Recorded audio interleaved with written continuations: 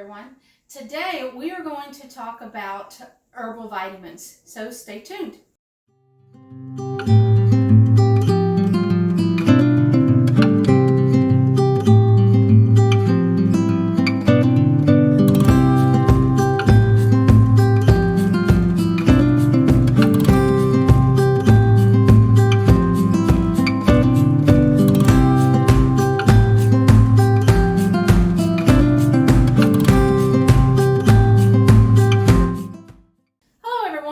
Laurent here. I empower you with knowledge of non-toxic living, helping you to make easy, cost-effective changes for yourself and your family, providing you the tools needed to make life healthier naturally. And today we're going to be talking about herbal nutritives, or we can consider them a vitamin. And technically, any herb or fruit, vegetable, they are going to have nutrients in them, so therefore they can be considered a nutritive. But I have picked out a few of the herbs that I have on my apothecary that can be or are considered nutritives. And so we have red clover, which if you have a yard with white clover and it is not sprayed with like pesticides or herbicides, anything like that, you can actually use white clover. So that won't cost you anything, right? So there's red clover. There is chickweed, again, another yard herb that you can find in the springtime. Then we have alfalfa, dandelion leaf. Dandelion is a great herb to have around. Another yard herb.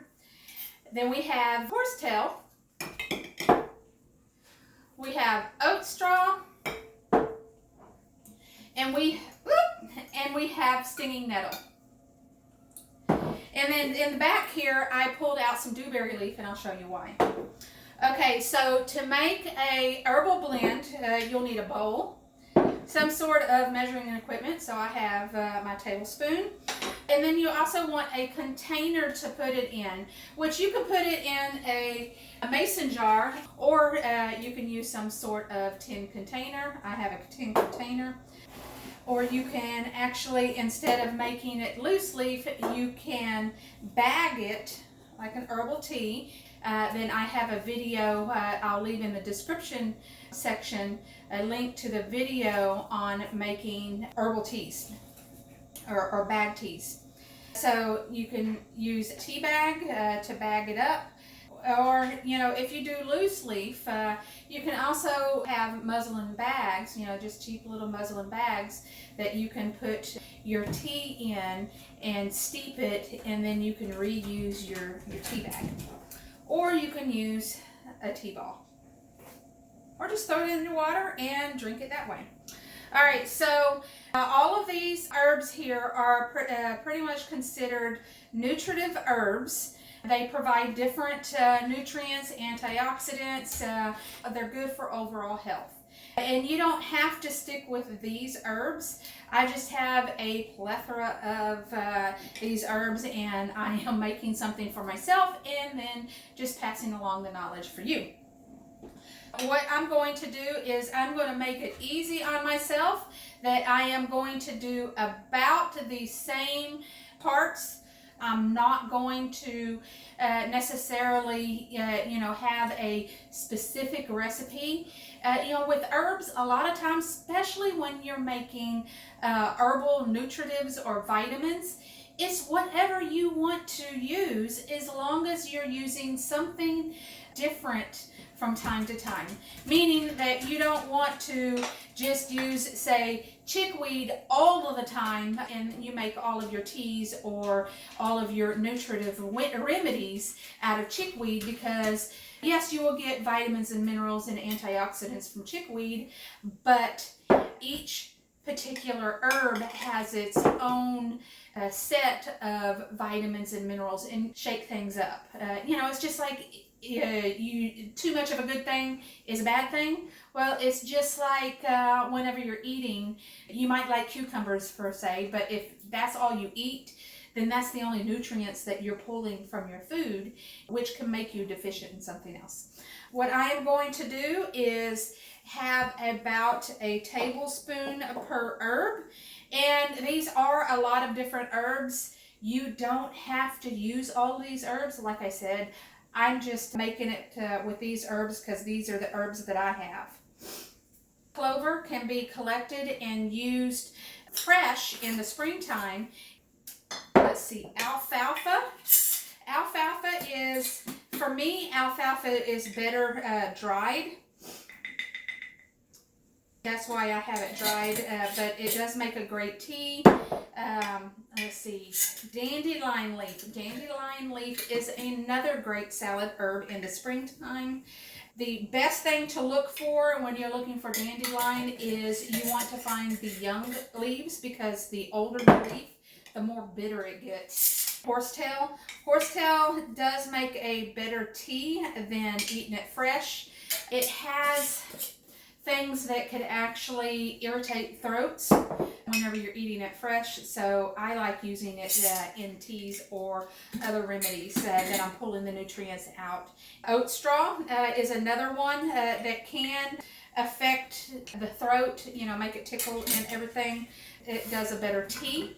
Though I have heard people eating, you know, just oat straw, but to me, not my cup of tea. And then stinging nettle. I love the smell of stinging nettle. I love the taste of stinging nettle. You don't really want to mess with that when it's fresh, because it is a nettle that stings you. Stinging nettle, oh, it has an awesome taste to it. Very earthy. So if it's something that you've never tried before, a little bit goes a long way. Just try it diluted, and then you will learn whether you like it or not. And as I was talking, yes, I did put 2 scoops of stinging nettle into my concoction here because I like stinging nettle so much. And then the dewberry leaf. Oh, dewberry is an awesome tea, and it grows wild all around me. So I am constantly picking it. You want to pick it in the spring. You want to pick the fresh leaves, because the older the leaf gets, it'll start getting black spots on it. But what I do is I will collect it and I will make a fresh tea out of the fresh leaves, or I will dry it, just lay it out and let them dry, air dry, and then I can have dewberry herbal tea throughout the year. And what I like about dewberry leaves, it actually has a slight berry taste to it. I am going to use that as kind of a flavoring for my teas. And this is going to be a very earthy, a very grassy type of tea.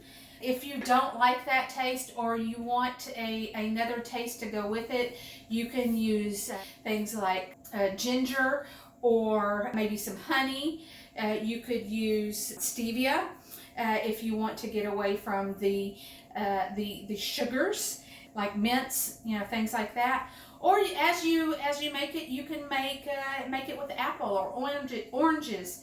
You can actually just cut it up whole. You know, you don't have to peel it or anything. Just cut it up whole and stick it in your tea, and it will add flavoring, add its nutrients. Experiment with it. That's the beauty about herbalism, is that you can experiment. You don't have to follow rock hard rules. So here is the blend of teas that I made. Now that I have it all mixed up, I'm going to stick it in my container. It's just an empty tin container here. Now that I have it containerized, I am going to put some in a bag.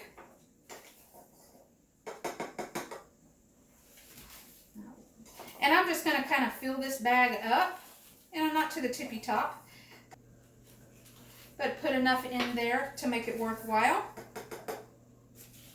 See, there we go. It's almost to the top, but I need to pull the string, which is going to allow it to bunch up. And with these paper bags, this is a paper bag that I got from Amazon, and it is organic, and it is not bleached. So I pull it tight, and I tie it. Just be very careful not to pull the string all the way through. And then I have my tea made. Now, I'm going to use a mason jar with my tea bag. I'm just going to stick my tea bag in, and then I heated my water. I'm just going to pour my water into my mason jar. Let me move this so you may be able to see a little better. And with your jar, you want to make sure that you don't pour the water directly onto the jar. That just kind of helps prevent cracking. So what I do is I normally hold up the tea bag and pour it onto the tea bag. An old trick that I was told years ago is you can take a knife and put your knife into the jar and pour onto the knife, and the knife takes the extreme heat and distributes it to where your jar won't crack. You can do that if you want, or I like keeping it simple, so I just pour it onto the tea bag. Now I have this almost to the top, and I'm just moving the tea bag up and down just to make sure that all of the herbs get wet. And then I'm going to put my lid on the jar, but I'm not going to screw it down tight, because if you screw it down tight, it could create a seal, which is not necessary in this instance. You do want the heat to be able to dissipate out of the jar. You just want to keep the volatile oils from escaping into the air. And so now you have the option of making this into a tea or making it into a decoction. So the difference between a tea and a decoction. A tea is a quickly steeped herbal remedy. You would allow about 5 to 10 minutes, just enough for it to cool down. Then you would take your herbs out. As an iced tea, like we like a lot of iced tea here in the South, you can actually put it in a tea pitcher and then put it in the fridge.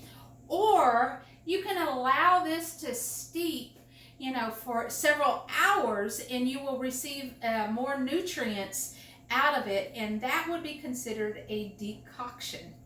If you like the taste, you can drink it like it is, no big deal. If you don't, if it's too strong for you, of course you can dilute it. You can dilute it with water, whatever you're drinking.